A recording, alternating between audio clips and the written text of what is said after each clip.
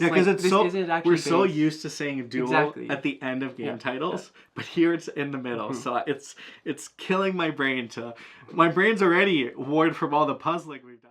Hello everybody, my name is Ilya. My name is Tyler. Together we make up Kovray, a couple that loves to play board games. And today we'll be telling you about a board game called Shrine, Duel of Light. Boom. Shrine Duel of Light is designed by Richard Ámann. It's published by Bright Horizon Games. Now, they did send us an early prototype of this game to share with you because this was one of our most anticipated games of this year. And it's a two-player only game. It's a two-player only game, and you know what? There's a really cool element about it. But before we get into any of that, I will say everything here is a prototype, so it may be subject to change. And this game is coming to crowdfunding, so feel free to check those links down below. But before we start talking about all the magic, let's give you a quick overview of how the game works. In Shrine Duel of Light, you'll take turns placing transparent arcane lenses onto a shared illuminated board, blending colors in an attempt to match the patterns on your hidden code card. Your goal is to collect the most treasure by the end of the game. Treasure can be earned by creating color combinations that match your code card. You can claim these treasures throughout the game with a treasure ability, or wait until the end of the game. Additional treasure is also awarded for building the largest contiguous area of your target color, so place carefully. Let's give you a rundown of a turn. You'll start your turn off by refilling the offering. You'll draw one arcane lens from the pouch and place it in the offering slot on the main board. This will be the lens that you're working with this turn. Next, you can unlock a treasure power. If any of your powers are currently blocked by a treasure, you can return all the treasures from one of them to the supply. That power is now ready to be used on your turn. Then you'll decide if you wish to place an arcane lens or pass. If you're placing, you'll choose any active dial, the one showing its light side. This dial will point to a specific field on the board. You'll then place the arcane lens from the offering onto that field as long as a placement is valid. In order for a placement to be valid, the arrow needs to point to that specific space, and each space may only have up to 2 arcane lenses on it. So if there's more than 2, or if the space is blocked, you will not be able to place there. You do get one free rotation of the dial though, allowing you to shift it one step to an adjacent field before placement, which will give you some flexibility. Additionally, if you need more control, you can optionally utilize treasure powers. Let's talk about them. Each player board has 6 different treasure powers. To use them, you'll place treasure from your personal supply onto any that are not blocked and take their corresponding action. Let's go through each of them. Dial rotation. You can spend 1 treasure to rotate the dial you're using before placement, effectively being able to reach any space adjacent to that dial. Refreshing the offering. You'll spend 1 treasure to draw a lens of a different color from the pouch and replace the current offering. If you're not happy with a new color, you can pay an additional treasure to go digging for the exact color that you'll need. Using an inactive dial. You can place an arcane lens next to an inactive dial this turn. For 1 treasure, you can place an arcane lens on an empty space next to an inactive dial, and for 2 treasures, you can stack the arcane lens instead. Treasure acquisitions and field blocking. For 1 treasure, you can place a block token on one of the 8 outer fields. For 2, you can place a block in one of the 4 central fields. If the color of the field you've blocked matches the color on your code card, you'll immediately gain the corresponding amount of treasure. This field can no longer be interacted with and will not score at the end of the game, but it will count for the largest contiguous group. Overriding. You can spend 1 treasure to remove a single unstacked arcane lens from the field and replace it with your lens. Or you can spend 2 treasures to remove an arcane lens stacked with another, either the one on top or the bottom, and place your lens in its place. Relocation. You can spend 2 treasures to move a lens already on the board to a different valid field. This can be any lens, single or top or bottom of a stack. You cannot relocate a lens or lenses that have been blocked though. Now you can activate as many powers as you want on your turn as long as you have the treasure to pay for them. You can even take on debt to acquire more treasure to help you with this if you're short. Need even more flexibility? Well, you can remove a feathered serpent token from your board to temporarily unlock an additional treasure power this turn. These are permanently gone once removed though, and if you remove both, you'll lose a point at the end of the game. Now that's placing an arcane lens. If no placement feels worthwhile, or if you're planning something bigger later, you can choose to pass. You'll take a pass token, skip your turn, and you won't use any treasure powers. You can only do this twice per game. If you do, you'll lose a point at the end of the game. After you place, you'll deactivate the dial you used by flipping it over to the dark side. If it's already inactive, you'll simply skip this step. Then you'll do your end of turn checks. If all the dials on the board are inactive, you'll reactivate them all except for the one you just used. Additionally, if the dial you use has no valid fields left, it's removed from the board and added to the progress track. You'll gain a bonus treasure printed here upon placement. You'll continue playing, placing dials, collecting treasure, and utilizing treasure powers until the game ends, which happens when a third dial has been relocated to the game progress track. You'll now score. First, you'll score all the fields not covered by a block token. You'll gain 1 treasure for a matching field with 1 arcane lens, 2 treasure for a matching field with 2 arcane lenses, and 3 for a field with a complex color consisting of 2 different colored arcane lenses stacked. Additionally, you'll gain an extra 2 treasure if the field was marked as a target on your code card. You'll then determine which player has built the largest contiguous area. They'll receive 4 treasure tokens. If there is a tie, no one will receive the treasure. Finally, you'll repay any debts you took, lose points if you pass twice or use 2 serpent heads. You'll tally your treasure, and the player with the most wins. And there you have it, Shrine Duel of Light. How cool! Right? The board is amazing, So- but I'm getting ahead of myself. You are. So in this video, you know what we'll do? We'll do what we typically do, where we tell you about some of the key features of the game, what stood out to us, and what may stand out to you if you end up playing this game. Exactly. And I guess before we dive into anything else, we should start with a board. We should 100% start with the board. So story time. When I first heard about this game, and this company, and this whole mission, I was very intrigued. I was very excited. It made it on our anticipated list. And I told Tyler, I'm like, Tyler, there is a board game where there's it's either a screen or a board or it's this full like LED experience. I don't know what it is, but this is the premise. And both of us were just like, how is this going to be executed? Yeah. I very much pictured like a full-on like monitor. Like on you the get a table giant panel, light panel. and just figure it out. But take a look at this. This is how big this is. And it's pretty thin Yeah. as well.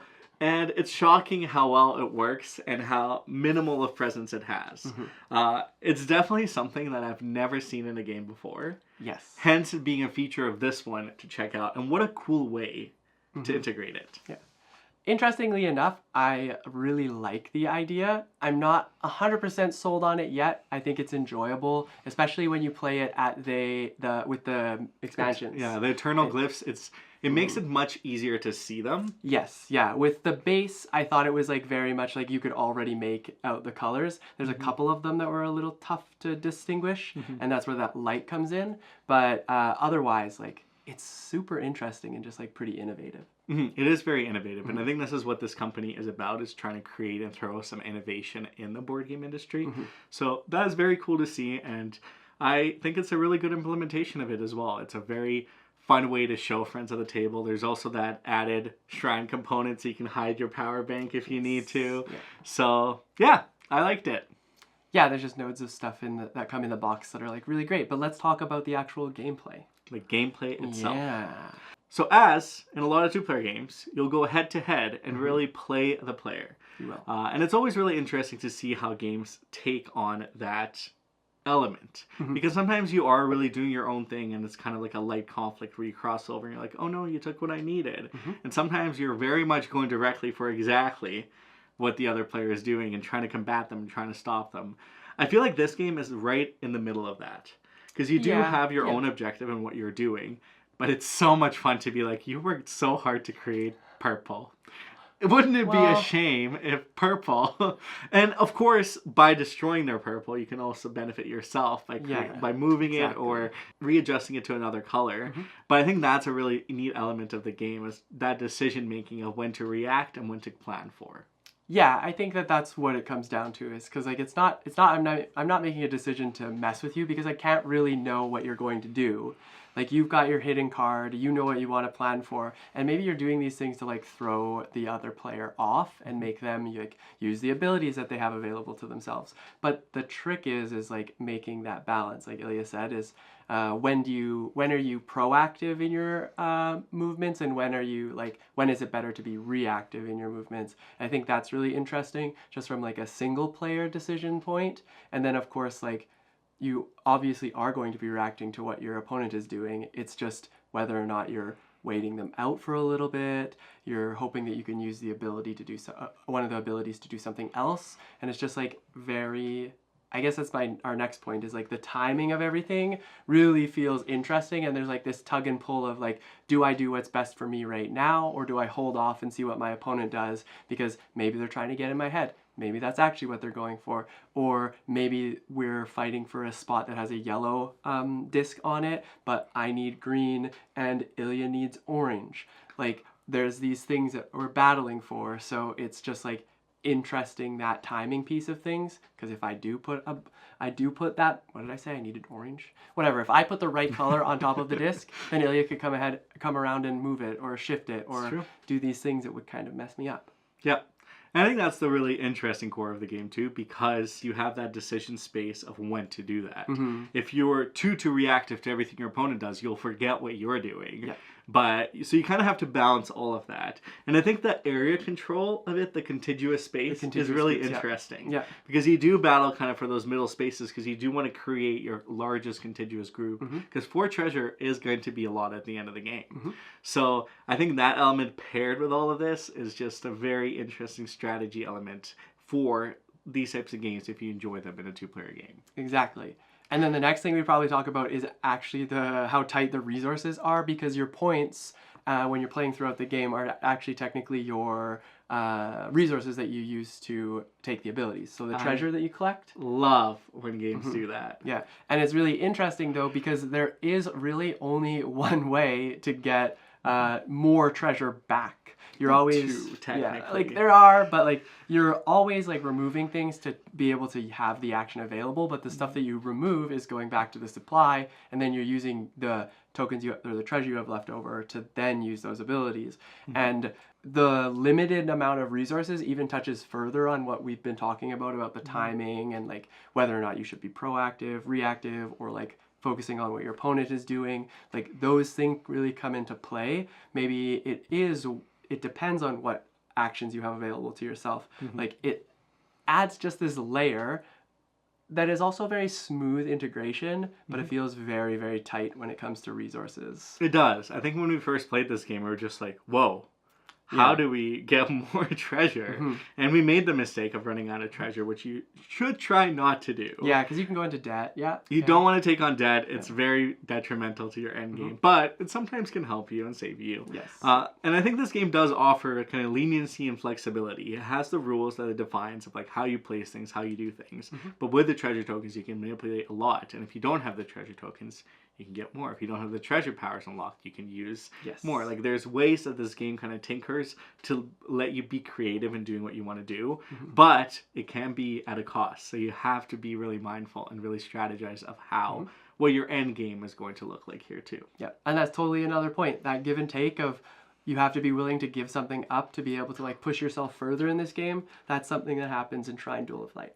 I love games that have the victory point as a resource. So the treasure as a resource.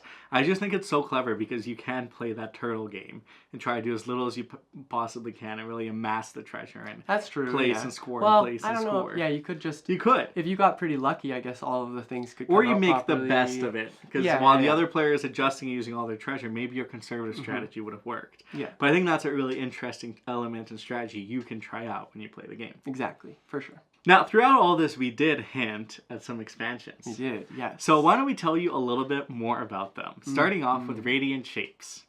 This introduces shape cards, each showing a special arrangement of arcane lenses. When you complete them during your turn, you can obtain additional treasure or even unlock a treasure power. You can mirror and rotate a shape to complete it, and once doing so, you'll place proof tokens on your sideboard to indicate how your shape was completed. At the end of the game, the proof tokens will be verified with your code card. You'll then choose if you wish to collect the treasure or gain the lower amount of treasure and unlock one treasure power of your choice. In addition to the chosen reward, some shape cards offer a bonus, shown on the right of the card. You may take the bonus reward regardless of which treasure reward you chose. Bonus rewards typically award you additional shape cards for the duration of the game. And that's Radiant Shapes. It's really interesting that you can mirror it and you can rotate it. Yeah. I think it breaks my brain a little bit looking at it and trying to... Because sometimes you think it's impossible to do what you want to do, but then you see it and it just feels like this golden moment. I mean, some of the goals are just like huge on the board, it feels like, and they felt really hard to get, but like when you were able to actually accomplish it, the payoff is like so good. It is. So it also creates more tension between you and your opponent, because like what am I trying to do with my card? What are they trying to do with the card? Like it's just this battle of back and forth. Like that's more elevated, I suppose. Well, I think it's a nice consolation too. It is. Because if your card, like main card, is not going to plan, you can use the shapes to almost kind of maneuver around it. Right. Yeah. And try to like figure out something, like make the best of what you kind of have, and score some other treasure. Yeah, like I mean, you can work off what your opponent is doing too, because you're like in this zone. You're like, oh, I'm never gonna get any of this because it doesn't, like the colors just don't match, and I don't have the resources for it. So let's just get my goal. Exactly. Right. There was one other expansion we were able to try with the prototype called Eternal Glyphs. It's a good one. Let's get to it. This module introduces glyphs, ancient markings that now appear on some arcane lenses in the drop pouch, as well as within your code. From now on, when placing, you'll not only score for the color matches, but also the glyph matches, unlocking a new strategic depth and a chance to earn even more treasure. The biggest difference with this game is your code cards will now show glyphs on them, and 3 arcane lenses will always be available in the offering instead of 1, giving you a decision of which lens to place each turn. Now for scoring, in addition to receiving treasure from matching colors, you'll also gain treasure from matching glyphs, scoring in a similar fashion as colors, basic and complex glyphs. And there you have it, Eternal Glyphs, part of Shrine Duel of Light. Now I thought shapes broke my brain. Yeah. It's, you know what it is? It's that you're not, like, you can layer the shapes, you can layer the glyphs, like, is probably the right way to say that, but you can also, like, overlap them with different patterns, and that's really where your brain kind of like shifts while also trying to get your goal. So it creates this like pretty intense complexity, in my opinion, where like you're already battling for a lot of the goal on the board, that control that you're trying to maintain with whatever it is that is on your goal card, but now all of a sudden you're trying to also do these shapes. And I know they're not on all of the spots, like they're not on all of the colors, on a majority of them. But they're on a lot of them, and you will score significant points. Like if you're able to get those in different areas, then it's fantastic. It really is. And I think the complexity that it just adds, I feel the first time it was just like, what is happening? Yeah, it is a jump for sure. I feel like I'm pretty good at spatial awareness. Like I can rotate stuff in my head. I can figure out if there's something that goes here. But I think here, the way that some of them overlap, because of the uniqueness of the shapes, it definitely broke my brain a little bit. And you also have to remember about the color, because you can't forget about the colors, because they're also an important scoring element. But all of a sudden you're scoring much more across everything. All of a sudden that immediate scoring, the immediate treasure you get, is also quite important because you can get more potentially. And I think all of that paired together, it's just I mean, they have a handy reference card that we were able to look at to see like how you combine them. They have it with like the primary colors as well, which is like super fantastic. But the lines, like we've been saying, it's in a cool expansion to see, but it's definitely like a level up from the colors. And I can't remember now, do you have to have the matching color and the matching pattern, or you can do one, the other, or both. Different. So one player can score for color, and the other potentially can score for shape, and that's another really interesting element. So then you're even further battling against your opponent, or trying to make the best of it, because maybe the color is never going to work for you, but you can spin out the pattern and lock that in, so it's like good to go, and it feels great. And if you want to play an even more intense game, you can start counting the colors, because I think each color has 2 of each shape, so you can do some mental gymnastics and get there. And you can also mix it with radiant shapes. You know, I actually think that wouldn't be too bad. I don't think that would be too bad, because I think like thinking of the shapes with radiant shapes is like a different thought process than it is like lining up the colors. They're not like necessarily competing as much. So it would make the game a little bit more intense. It would. All the layers of complexity. Well, that has been Shrine Duel of Light. I had to look. I forgot. I kept calling it Shrine Light.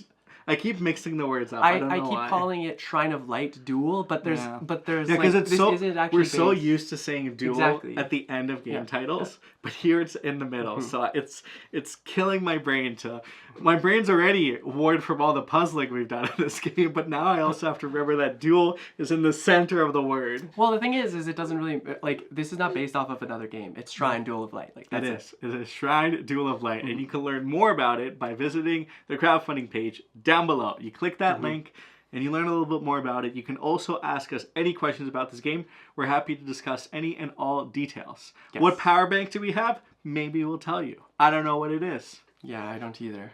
It's one Tyler bought for me so I could play Pokemon Go. Exactly. Now, for our question of the day, now that we've seen it, fun light up board, what mechanics, what games, what themes do you think could benefit from something like this? Or another innovative idea that you might be hoping comes across your table. How will board games dominate the world? I think they already are. I hope one day. Well, if you enjoyed that video, make sure you give us that thumbs up, hit that subscribe button if you're new here, because we love talking and chatting at board games, especially two-player. That video, this video. Yeah, you know what I meant. Exactly. Well, see you in the next one. Enjoy your day, and make sure you shrine Duel of Light. Yeah. Okay. Bye!